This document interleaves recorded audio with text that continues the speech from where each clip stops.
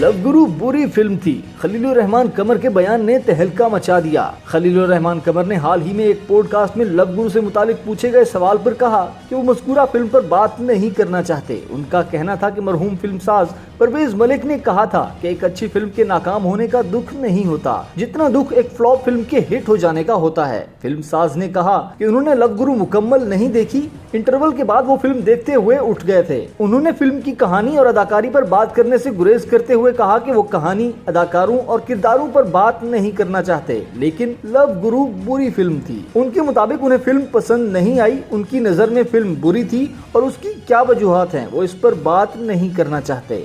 دلچسپ بات یہ ہے کہ لو گرو کی ہدایات ندیم بیگ نے دی تھیں، جنہوں نے خلیل الرحمان قمر کی متعدد فلموں اور ڈراموں کی ہدایت کاری کی۔ حال ہی میں نشر ہونے والے خلیل الرحمان قمر کے ڈرامے میں منٹو نہیں ہوں کی ہدایت کاری بھی ندیم بیگ نے ہی دی ہے۔ خلیل الرحمان قمر نے لو گرو کی ہدایت کاری یا اداکاری پر تنقید کیے بغیر فلم کو برا قرار دیا اور کہا کہ انہوں نے فلم مکمل نہیں دیکھی تھی۔